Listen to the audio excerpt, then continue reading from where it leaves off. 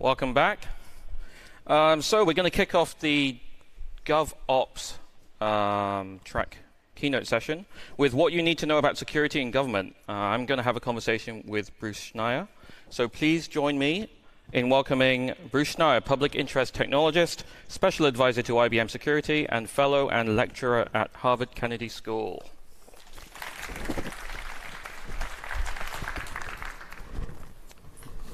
So, my shtick here, Bruce, all right, is that if we're going to talk about security in government and privacy and trust, where could we possibly start? There's so much. One thing that's been in the news lately has been what's been happening in Baltimore. So for those of you who aren't aware, there's been a lot of coverage about the city of Baltimore being effectively held hostage by what some people are saying is NSA-derived malware. How did we end up here? And so actually it's worth talking about ransomware in general. So we're seeing it increasingly against organizations of all stripes in government, hospitals, Atlanta, now Baltimore, San Antonio, against companies. It's actually kind of an interesting criminal model. If you think about normal data, what you're worried about is someone stealing it. Right, we're in a Marriott hotel last year. Somebody stole pretty much all of Marriott's customer data. Right? That's what we're used to. Ransomware makes a really smart realization that the most valuable to the person to whom the data is most valuable to is the person who has it in the first place. So instead of stealing it and trying to monetize it some other way, you can render it inaccessible and charge the person who owns it to take it back. It solves the problem of how do you take the data out because nothing's actually stolen. So this is ransomware. This is something that is a perennial problem to individuals. I mean, could be people in the audience who have been a victim of this, up through governments. It is, in a lot of ways, surprisingly easy to defend against. And when I think about, Baltimore or anybody else, it's, you should make sure your systems are patched. You should have a good antivirus program. You shouldn't use obsolete operating systems. That's the basic hygiene. Or where are the backups? Why is it a problem that Baltimore can't get to their data? Where are the backup copies? We got here because computers are insecure. Right, you mentioned this is an NSA tool. It is. I mean, not like some people are saying. Everybody who knows is saying, and people who don't know enough to say. This is an NSA spy tool developed, not sure of the dates, possibly around 2011. Seemed to have been stolen by the Russians, oddly enough. And then the Russians published it. Now we learn that the Chinese stole it before the Russians did, and they didn't publish it. Right. So it's just like super complicated spy versus spy stuff. But once something is published, now anybody can use it.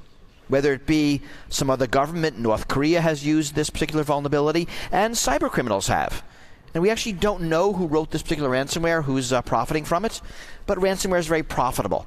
And this is, I think, a good example to talk about cybersecurity in a civil context. It's kind of no different than anybody else's cybersecurity. We're all using the same computers, the same operating systems, the same networking tools. We all have the same problems. We're all going to use the same solutions. There isn't going to be some special government-only solution to this. It's the same stuff that we yell at Yahoo when they don't do, right? Would we yell at Marriott? Right? The same basic hygiene. And governments have the same problems companies do, like this is considered a cost, it's not considered a benefit, it's hard to get money for this, so we tend to underfund. And sometimes it comes out okay, sometimes like Baltimore, you're kind of nailed. Right, what's Baltimore going to do? Two basic options. One, you pay the ransom, and ransomware attackers make it easy because they want you to pay the ransom, that's how they make money. Or you don't pay the ransom and try to reconstruct the data as best you can. Atlanta, when this happened to them last year, didn't pay the ransom. They spent a lot of money trying to recover. We don't know what Baltimore is doing. My guess is if they pay the ransom, they're not going to announce it because you kind of want to pretend you didn't pay and pay. That's sort of the game theory optimal solution here. It's like kidnapping. You don't want to pay, but you do. So we'll see what Baltimore does. Yeah. So I think there's two things that are interesting there. One is that my gut feeling is it doesn't matter where this came from. It doesn't matter that it was NSA derived. That's right. Because there are vulnerabilities everywhere, and they're popping up all the time. And ransomware is much older than this particular vulnerability. This is just what's being used right now in some ransomwares. So to me, that's kind of a side issue. I think what's more interesting, and hopefully what's more interesting to the audience, is you talked about, we already know what we need to do in terms of basic hygiene. So what is it? Why does it keep being so hard when we say there are these three basic things that we need to do, whether we need to do them in the corporate world or in the government world? So imagine I'm a security CISO at let's say a company, and I go to my boss and I say, we need to do these three things, right? Here's the cost, we need to do it. And my boss looks at me and says, we didn't do those last month, and we were okay. Why do we have to do them this month? Why don't we just take the chance? Right? It's easy. Mm-hmm. If you're balancing competing needs and a limited budget, to focus on the things that produce a value you can see. Right? We redesigned the website. We're offering a new service. Security, you don't see. It's like proving a negative. Unless something happens. So, there are two basic motivators for purchasing. Now I'm sort of getting into like real basic theory here. Greed and fear. Greed is I want something. Right? I want to buy the thing because I want the value of the thing. So, in network terms, I want to buy more connectivity so we can service more users. I want to buy a better website or a new feature, a new thing. And then there's a fear cell, where I don't actually want the thing, but I don't want what might happen if I don't have the thing. And that's much more subtle and a harder sell. And this is, if you think about it, it's insurance, it's burglar alarms, and it's cybersecurity. Now, generally, fear does sell if you're scared. At the right time. At the right time, right? And you ask anybody who sells burglar alarms, and they basically say people only buy them when either they've been robbed or their neighbor's been robbed, right? That kind of visceral fear. Mm-hmm. So maybe, this happening in the city of Baltimore will mean that like cities will say, wow, I don't want that to happen to me because that's really bad. And they'll spend. Yeah, and I just realized we can do a check here. Is there anyone here from Baltimore? How's it going? All right. Yeah.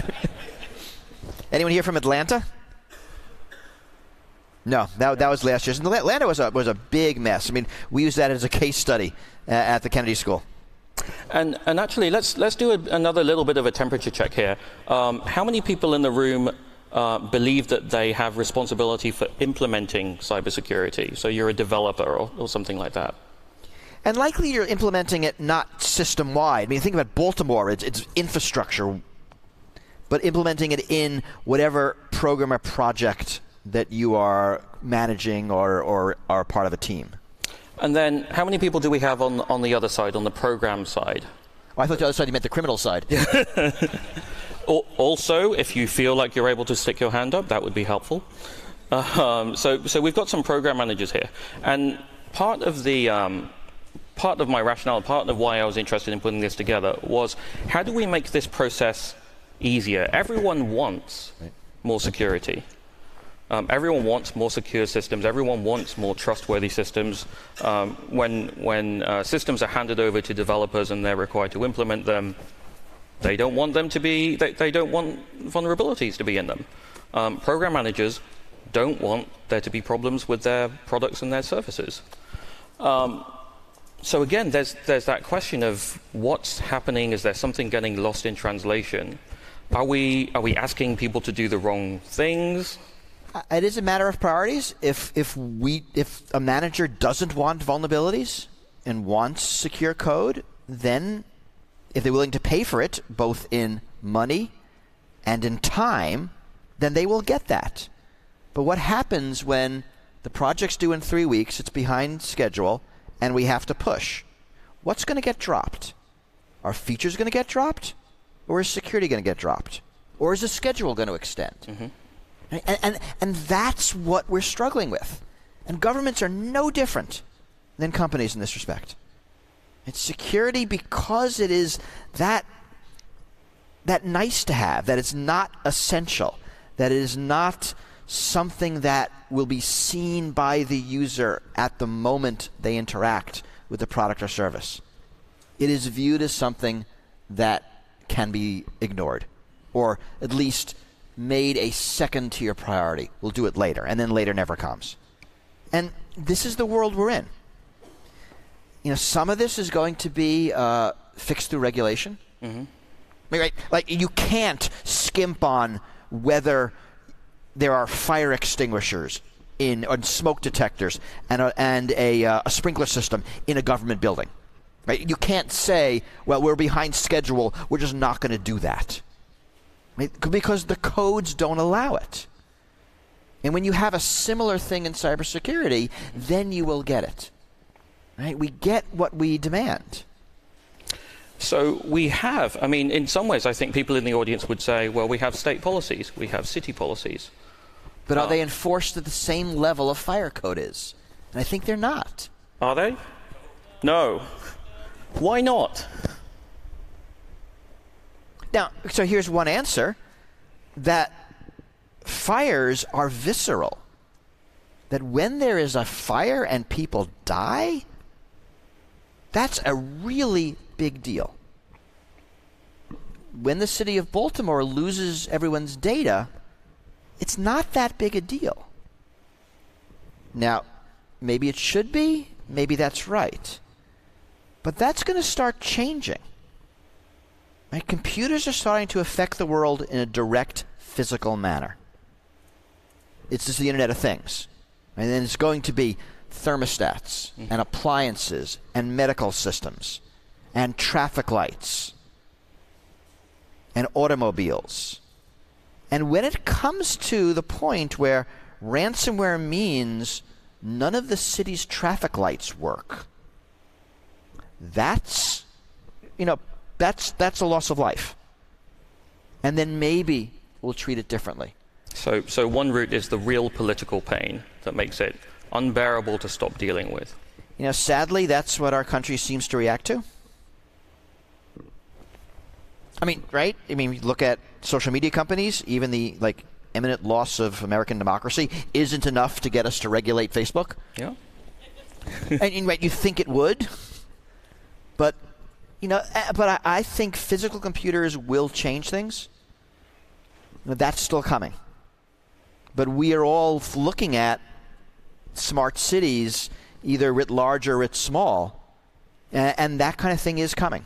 And if it's not coming through government, it's going to come through the private sector and the contractors who are managing various government services. They're going to implement IoT everything.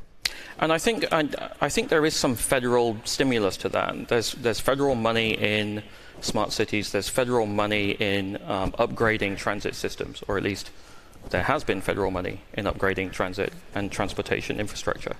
And there are also, in different program areas, I think, at the federal level, incentives to start better sharing of data between departments and agencies. And I think one of the conversations that started to come up is, well, this is pretty difficult. On the one hand, we have a top-down directive that's saying, you need to do better, and we can do better by making sure that we share data amongst different departments and agencies so that we have a more cohesive approach to the services that government needs to deliver. At the same time, on the ground, I'm working with a lot of people who are working with 20, 30-year-old systems, and although they work, they're kind of, my world is on fire right now. I'm trying to get a replacement system that will do what the initial system was supposed to do, and you're also asking me to build in all of this data sharing. And this isn't just government. You are an old bank. You can have the exact same problems. Remember, maybe was it 10 years ago, 8? I always forget time. When Google integrated a bunch of their different systems, so they're able to share basically our surveillance data to better target us ads. But they had, a company-wide major effort, and that's a new company to integrate different data feeds. Government is not unique here. There are solutions. They, like everything else, cost time and money. And there is huge value. Now, I liked hearing on the main stage earlier, the two states was Colorado and Louisiana, talking about ways they can merge different data streams, because you're right, as a user, I want to go to the single web page on my phone and access half a dozen different government services. I don't want to have to go to half a dozen different websites. That's dumb. Right. So, but that's, if you are Wells Fargo, you have that exact same problem. Your customers want the exact same thing. Are we playing catch up here, though? Is there this tension in fusing these different data sources at different departments and agencies, and that in some way creating technical debt and security debt for us further down the line? Yeah, because I think there is, but it's not just governments. It is companies that have been around for a while also. Banks have been struggling with this for decades. You should know if you can program in languages that were popular in the 1960s, you have a very good job right now. Because most of your colleagues are dead, and the computer systems are not. It's a literal zombie apocalypse. It is a literal zombie apocalypse. Now, and that's not changing. We're always going to make this decision. Do we scrap the old and create the new, which is, of course, the right answer, but it's the expensive answer? Or do we continue to patch the old, which also could be the right answer? But yes, we are getting this technical debt, which is actually a great term if you haven't heard it. This is sort of the debt you accrue by not migrating. So you all experience this when you have a laptop that's too old and things start working badly and not that well, and you have to sort of think of these workarounds, but you know that upgrading is going to be annoying and hard because you have to transfer things, right? That's the debt. And the longer you wait, the more annoying it will be to upgrade. But it's still, the longer you wait, the harder it is, the more you don't want to upgrade. And that's technical debt. And we accrue this debt when we don't modernize. Right? Baltimore, that vulnerability, it's called Eternal Blue. If you want to sound cool at parties, Eternal Blue was the NSA code name of the vulnerability. It only works against Microsoft operating systems that are no longer supported by Microsoft. So you have to have accrued a lot of technical debt in order to be vulnerable in that way. Now, there's other ransomware that attacks more modern systems, but that particular one was only vulnerable to those systems. So that's interesting, because I think at least one way of visualizing that might be important to people is, the analogy that people only care when there's a fire. And when we talk about old systems having vulnerabilities, that's one way of looking at it. But you can also say, your stuff is already on fire. Yeah, but it's not. It's on fire, but you're still using it. Right. So let's think about this. So I've heard this said about backups. Nobody wants backups. Everybody wants restores. Right? No one cares about backups. Right? So when there's a fire, we care about the sprinkler system in this building. Right? You actually never gave a second thought to the sprinkler systems in this building when you walked in. If you're staying here, you didn't notice them in your room, you actually don't care. When there's a fire, you care. So how does the system work? We're back to regulation.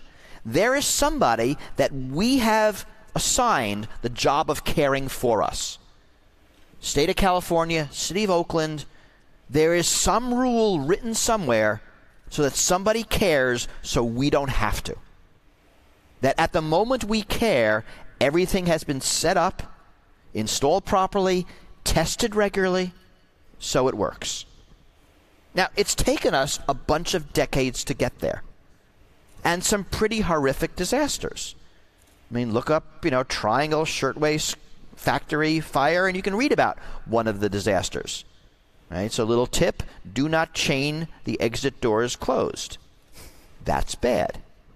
But you can imagine employers doing that. The ecosystem works for fire. Now, you could argue whether it's cost effective. You can argue whether it's spending too much money because, basically our world's pretty inflammable these days. But this is how the system has arose, because fire is so catastrophic. That is a death you can imagine, and you don't want to experience it.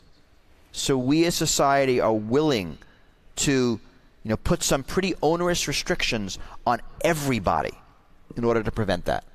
So I'm sitting here thinking, if I'm a superhero, if I'm a comic book supervillain, I'm going to go around with my version of Netflix's Chaos Monkey and start randomly pulling stuff out and breaking systems to deliver some sort of pain to get people to act. Because one of the questions that I'm thinking about is, we have standards and we have audits, and we're talking about regulation. For the regulations that we do have, for the policies that we do have, clearly it feels like their enforcement is not being effective in the way that they need to be effective. And it's not. Certainly in the U.S., enforcement tends to be very lax and very cheap. EU is doing a lot better. They have regularly fined the big internet companies amounts that they will notice. That's changing the U.S. The Federal Trade Commission is about to levy a ginormous fine on a major company that they will notice. But that's the power of enforcement. Right? The fire marshal walks into the construction site for this hotel. They can stop construction. They can say, you hotel are not allowed to open. That's an amazing enforcement power that we just don't have in IT anywhere. Now, we can argue whether that is the correct enforcement power, but I think we need to have that conversation. Mm-hmm. And you're right, enforcement is key. So it's not just a regulation. It's how it's enforced. And you saw that in HIPAA, if you followed the health privacy regulations. Right? Kind of mediocre enforcement meant it's, kind of halfway ignored. And, we are in California. Mm-hmm. California is leading the way here. We have had 2 laws passed last year. Yep. The California Data Protection Act, which will have, I think, large implications of data privacy. Goes into effect in 2020, so not yet. And there was also an IoT, Internet of Things security law that was passed. Kind of mediocre, good first step, also goes into effect in 2020. But these will change things. And it's sort of interesting that it'll change things everywhere. So that the GDPR, the European Data Protection, General Data Protection Regulation, went into effect last year. You, as a non-EU resident, are experiencing the benefits. Because it actually is hard for some companies to figure out who is an EU citizen and who is in the EU, so they just say, we're going to implement this regulation worldwide. It is easier for us to do it worldwide than to figure it out. That's true, because technically, until I think the end of October, I am a British EU citizen living in America. Which means he is protected under GDPR, his browser on that laptop, not you guys, even though he's here in California. Just him. But how does, Google tell the browser on that laptop from the browser on this phone, we're right next to each other? They can't. So they're looking at that. And, they see this in other areas where it's easier to deliver the entire thing. Kind of the negative example are Texas textbook laws. Right? It's easier for a company to write a textbook conforming to those laws than to have 2 different versions. So you think about an IoT anything, a thermostat, a toy. A company's not going to maintain a version of a California and a version of everybody else. Mm-hmm. They're going to make the security change in software, and they're going to just make it in their product because it's easier. Right? Software is right once, then you just copy everywhere else. So we around the country and the world will see security improvements because California is like 1/5 the U.S. economy. It's a market maker. It is. And that's different. Some industries don't have that. Right? The car you buy in California is not the same car you buy in Mexico. The manufacturers can tune the engines to local laws. But the Facebook you get in California is the exact same Facebook you get in Mexico. Because it is hard to tune it for by nation. So I want to shift a little to a topic that's related to security, which is that of privacy. We've been talking a little bit about data sharing as well. I have a feeling that with these directives and with these pressures to share data to deliver better services, one of the things that's being left behind is how governments, at whichever level, can offer some degree of assurance as to privacy. Right. And how, I'm going to speak out loud. I would be surprised if people knew right now the extent to which their data is being shared amongst different government agencies and departments. I don't know. Is that true?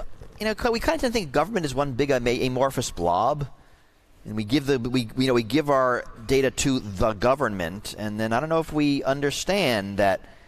You know, only the FTC gets it. I mean, in some areas we know, like we kind of know that IRS data stays within the IRS. And we've been taught that census data, you know, World War II notwithstanding, can't be used for anything other than the census. Right. But those are, I think, exceptions. Right, because then we start talking about things like social services. Right, and there I think we kind of expect that our data sloshes around the government.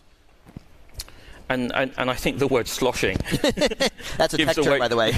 gives away the game because then we're thinking about, okay, it's this amorphous data. Right. Some of it is coming in from some places and going to others. You may not know for sure how different government departments or agencies are taking your data on trust and protecting it. Presumably, you can trust that they're not sharing it with any commercial entities. I don't think you can. I mean, we know that many states sell license plate data and driver's license data commercially. I think you'd be surprised how much government data is either given away or sold to corporations. So the alarmist me sees as a result of a practical directive. So this is where things to me feel like they start happening by accident because we didn't think 5, 10, 15 moves further down. We start gathering more data to better offer services. We start fusing social services data and health data. And before we know it, if we're increasingly strapped for cash, and we already know that it's very easy to set up camera traps to start creating income and revenue for cities, then I can imagine a point where the temptation is just going to be too much to cross over that line and say, we're sitting on all of this data. Maybe we can cross our fingers and anonymize it in some way, but maybe this is really valuable. And maybe it's going to start plugging a budget hole. So there's a lot here. I mean, certainly there's going to be a lot more data collection. You know, if you follow privacy, license plate capture is kind of prevalent. Certainly, automatic citywide speed cameras and traffic control are collecting data. City of, I think it was Los Angeles, I might be mistaken, some California city, wants to get scooter data. Mm-hmm. Right? Data on individual scooter rides, which, is data about our movements. And that is a database of our movements. And I don't know if you remember Uber in one of their early years. They had a blog and they would do kind of fun data analysis things. And one of the things they did on one of their posts was something they called Rides of Glory. And I'm actually not making this up. They took their Uber data and they looked for people traveling from here to somewhere else in the evening and then traveling back the following morning. Right? So they're looking for people sleeping with each other. And they publish statistics. Yeah, I think it was in their annual report. Yeah, which look at this awesome likely content. happens, which cities this happens in. And it was all kind of fun and games until you realize they have the individual named people for all of this data. And that was pointed out to them, and then they got a little embarrassed and have pulled this, and it's available on the Internet Archive, so it has been recorded for posterity. But a lot of this data is very personal data.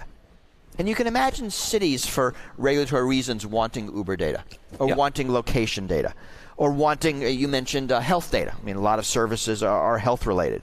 Wanting income data. Right? Very private data. Data that, it makes sense to give to government. Data that is very hard to both anonymize and use, and that is vulnerable to attack. And so the big example was a few years ago, United States Office of Personnel Management. People remember that story. The Chinese came in and stole the detailed clearance data on pretty much everybody with a clearance in the United States, which, if you think about it, is really bad. So, right, these are risks we have to worry about. On the other hand, the value of collecting, of using, of sharing, this data is enormous. Right? We want to be able to deliver government services better based on that. I don't want to enter my health data in 5 times. Right. I want to enter it in once, and I want you as the government to share it as you have to. Otherwise, I think you're dumb. Right? I mean, there's one great example, I think. I live in Portland, Oregon, and last summer the scooters, I blinked and the scooters had arrived and descended en masse. And the Urban Transit Authority there did something really fantastic. They had mandated that they get all of the scooter ride data, and they had decided that there was an opportunity to use dockless scooters and micromobility to fill gaps in their transit plan. So I live on the east side. It's a traditionally underserved neighborhood. It is not the rich white neighborhood. The bus network doesn't really do a great job there. And they said, as a condition to the scooter operators, we want you to deploy there. You can be a really big part of developing an integrated transit plan. So then the question becomes, all right, the scooters have arrived, or some prompting event has happened. Who do we talk to? Who is doing the great work in this area of public interest technology that people in government can start reaching out to? Because this is new, it's really complicated, and I feel like we've been talking about technical debt. And if we look at this now, we potentially have an opportunity to maybe reduce a little bit of that work for us over the long term. And there's something nicely general about what you said. I mean, a lot of what we do here, Code for America, are taking government services and figuring out how to deliver them better. Doing back ends, front ends that allow us to do the thing more efficiently in a way that our users, our citizens, find better and more effective. Kind of the second generation is, what new things can we do that weren't possible for? What are some native digital services that we never even thought of before? And right, using either scooter data or Uber Lyft data to figure out where mass transit is being underserved is a kind of example of that. I mean, how could we figure that out any other way? We could interview people. Does that work? There's a little bit of weird feedback loop because of a place is underserved, getting from here to there. People tend not to live here and get a job there. So, but this kind of real world movement data gives us huge amounts of insight into what people need. And I like that. And I think there's a lot of things in that. Who's thinking about this? I mean, there are organizations. I don't have a list of them, but shake the trees, look at universities, Google around, find people who are thinking about these sort of new ways to use either data or computing in general to not just deliver existing services, but to be better government. Like, 21st century government's going to look different when we figure it out. I think we're still figuring it out. And I'm also thinking less in terms of the what, and also more in terms of the how. So as we have, for example, CSOs and CISOs who are dealing with current threats and current opportunities, how do we start laying down on a better path forward? Now, this is, again, not a problem unique to governments. You talk to a corporate CISO, and he's going to have two different jobs, right? Putting out the disasters of today and planning for next year. Now, if there are too many disasters every day, every week, you'll never have time to plan for next year. Solution's kind of obvious. hire somebody else. But, right, that costs money. So, we need the luxury of the time to plan for what this is going to look like in 5-10 years. Now, so one of the reasons I like Code for America, because some of that planning is centralized. That they can do the thinking maybe either on their own or using one or two pilot cities, and then when it's figured out, others can take advantage of it. And that seems really powerful and really valuable. So what you're saying is, we don't know. We need to try a bunch of things. I don't think we have the faintest clue. And a lot of these are emergent properties. A lot of these we're not going to know until we do the thing. And, we're used to emergent properties. I mean, you sort of think about, what are some good examples? The automobile, right? Everyone knew that when you invent the car, people can now move faster, but no one predicted the rise of the suburb. The suburb was an emergent property. Right? Everyone predicted that when you have the internet, you can engage in commerce, but no one predicted eBay, which I've heard described as the normalization of the world's attics. Right? That was an emergent property. Facebook was an emergent property. I also keep coming back to the scooter thing. I have a story about, I think, people working in transit in LA, and presumably other places all across the US, and they're getting really excited. They're hiring people. They're getting ready for the coming of autonomous vehicles. Right. Everyone's super excited. We've got to get ready. We've got to get all our policies in place. And literally overnight, someone dumps 300 scooters that are connected to the internet because we have cheap batteries now. And they're like, ta-da! You saw that also in drones. If you remember, a few years ago, drones were super expensive. No one had one. And that was too early to regulate. Right? You can't regulate drones. It's too early. Then it's like suddenly everyone gets one for Christmas. And now it's too late to regulate because they're everywhere. And Heathrow, or Gatwick gets yes, shut down. right. Gatwick got shut down because of some kind of weird drone thing. And that kind of stuff's going to happen a lot because we really don't have a good way of thinking about, tiny, autonomous, citizen-controlled flying things.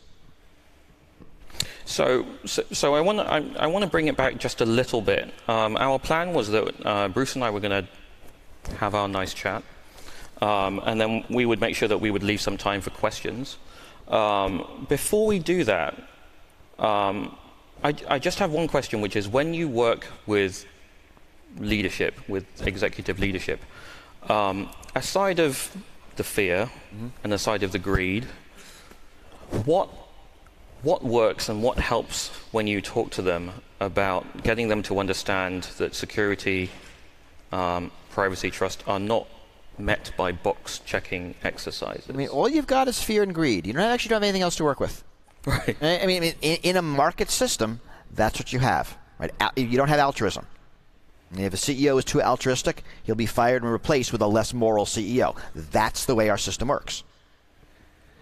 So, we do our best to go to the greed cell.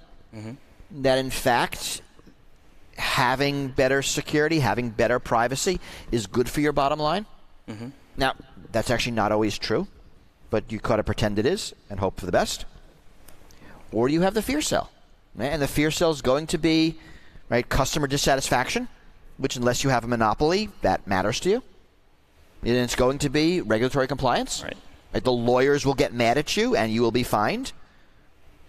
That's what you got. And you have to use those two tools. And go toward corporations, toward government officials, is the same thing.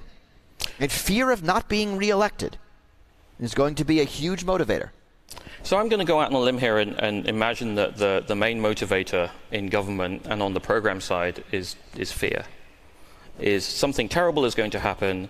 You're going to have to show up in front of your legislative council and your representatives, and you're going to have to explain why the terrible thing happened on your watch. And my general feeling is that fear is currently driving a lot of responses that I would say are a bit like the approach to procurement. They can be very top-down. They can be very waterfall, and ultimately, I feel like a lot of them can be security theatre. In fact, I'm going to go and say, how many people in the room are worried that at least a portion of the security policies that they need to follow are security theatre, or don't really do? And you're right, but I think that's a correct fear. Now, we hope that the policies at least are correlated with security, but sometimes they're not. Sometimes they're box checks. Sometimes they've been watered down by companies that don't want to do anything real. Sometimes they are just mistakes. And I don't want to try to state that nobody in government's altruistic. I mean, there's a lot of people who truly want to help, right? And I think we're examples of that.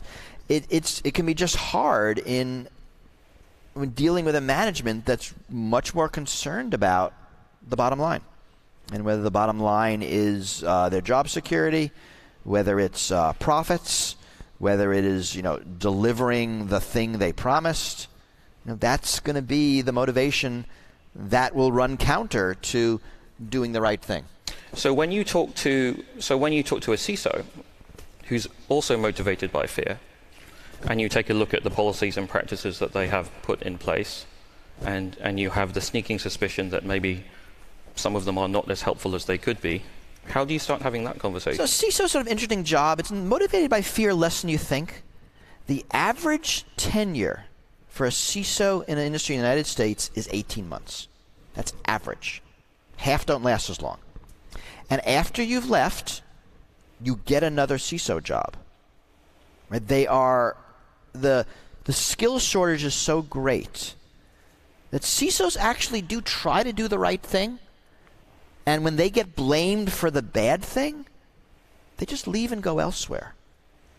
And so there's a career security, even though there isn't a job security. Right. That lets CISOs.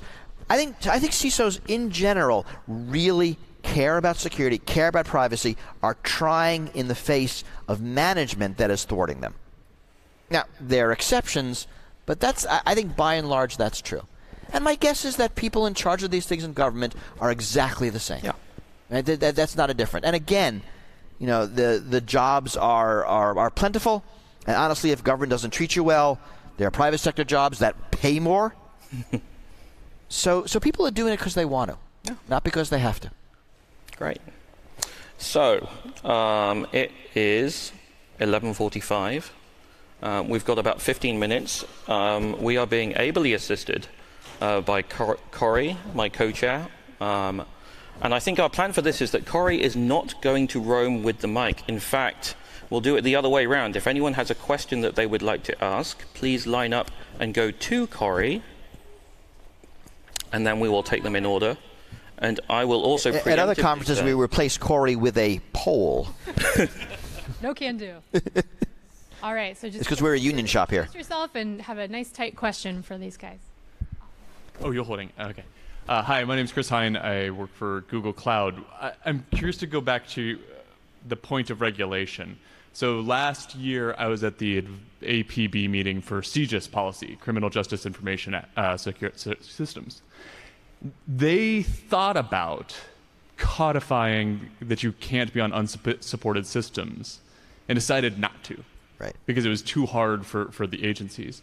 But the things that they do codify actually make it much more expensive for people to procure CJIS compliant software.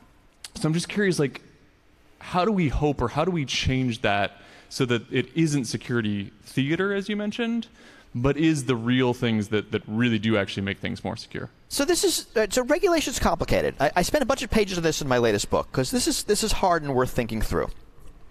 I don't have the answers, but I kind of know the contour of the questions. So we can either have proscriptive laws, right? Speed limits, 55 miles an hour. That's the rule.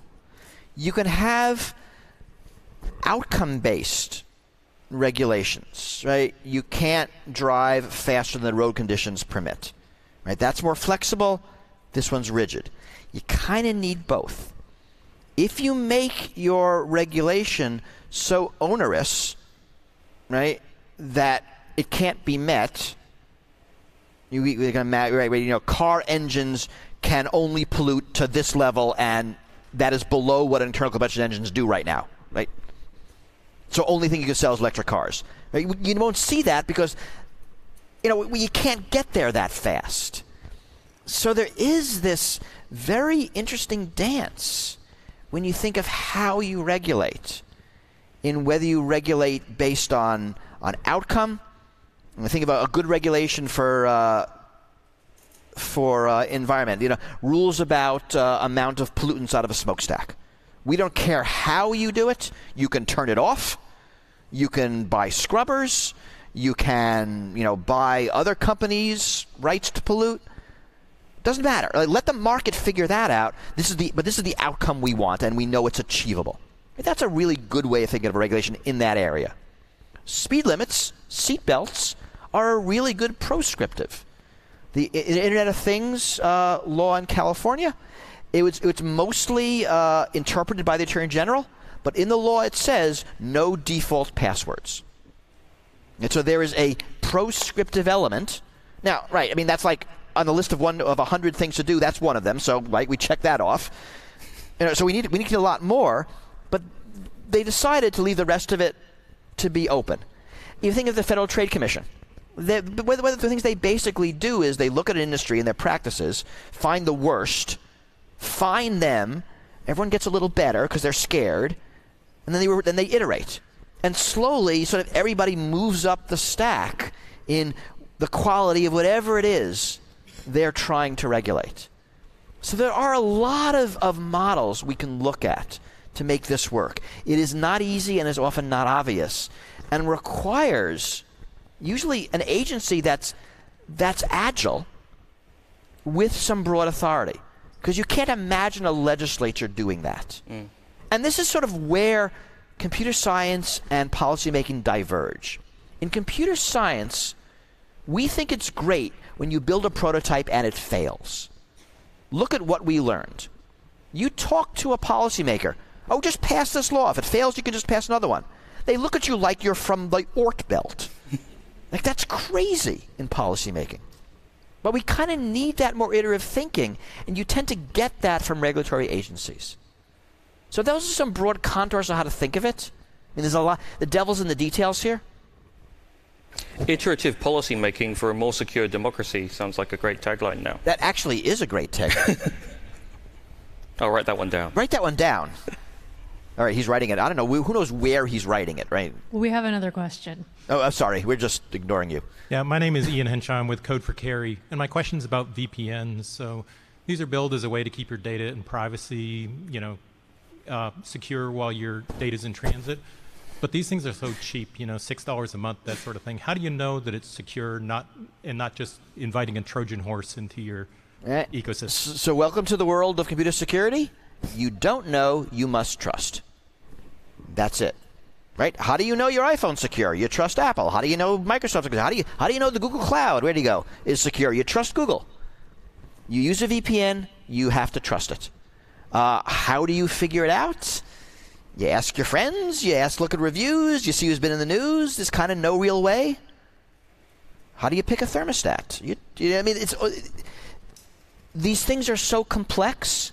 There is no ratings agency. This is blind trust. But, it works for pharmaceuticals as well. And that's the way society works. And yes, VPNs are cheap. They're good. Use one. They're kind of all equally mediocre. And so, picking one, just pick one, and even if they have vulnerabilities, you're way better off using it than if you didn't. So I'm a big fan of using a VPN. You should be using it in this hotel right now, because my Marriott hotels, you know what happened last time. And I say this as like a Marriott frequent stayer who stays here all the time, not really picking on them. Another question? Yes, good morning.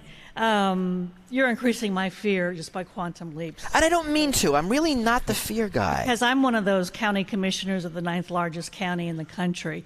So we're making a lot of those decisions. Is it large as in population or in geography? Population. Okay. But the question really is, you've mentioned along the way that there are best practice projects being done around the country. How can I find out where they are, what they are, and see if they could apply to us? I don't know the answer. My guess is you're in the right building at the right day. I mean, I think this community is going to know those things more than anybody else. So I am going to say There we go. I'd like to talk later. there is a one thing that you should definitely do is to go to the security help desk breakout session. Okay. That is happening later this afternoon. It is run by two security professionals who may well be in this room, are in this room. Alex and Andrew. Go talk to them. They're also former Which US. sounds like a comedy team, but I assume they're really good. or like a morning radio duo. Hopefully Yeah. comedy and not tragedy. Okay, one last right. question. And you can trust them because you're trusting me. Hey, Josh Weimler. So when the stars align and the old gods speak and you're finally given permission to modernize a 40-year-old system, how are you making sure that what you're making is not the crap people are going to hate in 25 years? My guess is it is, and I don't think there's anything we can do about it. I have a quicker answer, which is you're not doing it once and you're not doing it the way that the current system Right, you're replacing is. Remember that really, really cool, exciting smartphone, cell phone you bought 25 years ago? 27, so I was 2. Okay, Oh all right, all my right. God. All right. Oh. Fair, okay. Really, like, colorful. Yeah, I mean, we're living in a world where technology is changing so fast. The rate of change is changing, is increasing. And I think we are going to be, for the foreseeable future, looking at the stuff we procured 15, 20 years ago and saying, wow, that was really dumb. Even though it was cool back then. It's dumb now. It's dumb it was now. the best that we could do back then. It was I mean, what we the needed more we to can do be back then. agile, the more we can build our systems to be modular, to upgrade. I mean, you think about upgrade. If you have an iPhone, upgrading your iPhone is painless.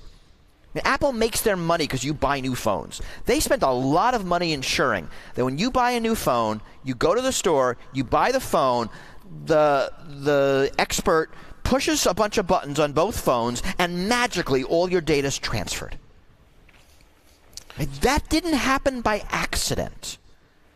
That happened because Apple knows where their revenue is coming from. And, so we need to sort of think about that. It's hard. So I have a slightly different answer, which is the system that you're replacing was bought like a piece of plant or machinery. It was bought like a tractor. And there's something that applies to it, something like M&O, a maintenance and operations budget, which is essentially the equivalent of making sure that the tires are checked every now and then and that your tractor is oiled. When you're replacing it and when you move to a digital services model, you are continually, the work never stops. You move from buying a piece of equipment to, this is the service that we need to do our jobs.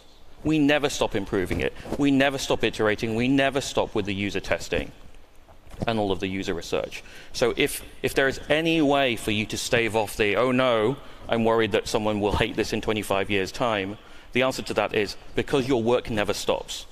Between now and those 25 years, you are getting all of that user feedback and you're iterating on it and you don't stop working on and improving that service. Now tell it to people who run the budget. There are. So we've got one last question and then a few housekeeping notes before we wrap up. Thank you. My name's Adrienne Schmoker. I'm with the City of New York, and I had a question about organizational literacy and also governance structures. So what models have you seen or what do you wish existed around helping to increase, for lack of a better term, like cybersecurity awareness and literacy across different data and tech teams, but also across employees, whether in government or private sector, who don't work in tech? Because I think there's a risk also that the cyber command teams are the only ones with a certain level of expertise. Everything has to go through them. So how do we raise awareness across the organization? I'm not sure. We need to raise awareness some, but not sure too much. I mean, I'm kind of okay that, The fire marshal handles all building inspections, and we don't need the awareness in the broader community. Only go to the fire marshal when you have that question. I'm okay. The FDA does all pharmaceutical approvals, and I don't need any awareness. We try to build societies so that we can encapsulate the expertise, put it there, and let them do their job. We need some awareness, right? I mean, like don't buy black market pharmaceuticals from random people on the street. I mean, you need some, but in general, I always worry that awareness campaigns are covers for bad system design. I think of some awareness campaigns you might hear in cybersecurity, right? Don't plug strange USB sticks into your computer. Has anyone heard that? Like, that's idiotic advice. It's a USB stick. What are you supposed to do with it? Right? Don't click on a strange URL. It's a URL. Right? The problem is the systems are designed so badly that, in fact, a strange USB stick can compromise your system, and an untrusted URL can compromise your system. Those are design problems. Right? That is the problem of the computer and system manufacturers. Do not make them claim it is your problem for doing the thing that makes 100% sense to do. So I tend to be not a fan of user awareness, because I think it's a crutch that the industry is using. That being said, I want more people aware of the risks of data leakage and data sharing, and in general, so they know to contact the fire marshal when there's an issue. And I want those fire marshals to be funded enough that they can handle being the single throttle point through which every project has to go through. That's the expertise. I mean, let's use it. And I think what Bruce said about going through that process of learning that you can't tell people not to plug USB sticks in. But what I think we are starting to learn is that there's the equivalent of getting people to remember to wash their hands after they go to the bathroom. There's the equivalent of sneezing into your elbow. And those are, if you look at hygiene campaigns that work, awareness campaigns, they tend to be specific, actionable things that make intuitive sense. Like turn wash on your hands. Automatic updates. Right, turn on automatic updates worked. Right? And people use it, and we're much more secure because of it. I think we're out of time. I have sort of one last piece of advice for everybody. No matter what your project is, no matter what your goals are, no matter how you're doing it, for the love of God, don't use a blockchain. Please join me in thanking Dan Hahn and Bruce Schneier. Thank you.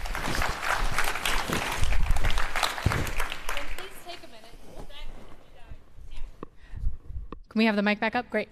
Please take a quick minute and rate this session. If you liked it, smash and subscribe. I don't know what the kids are doing. But please do rate Dan and Bruce's session in the app or on the site and give us some feedback on how that went for you. Up next is lunch right next door, and we'll be back on the live stream at 1 o'clock Pacific time. See you then.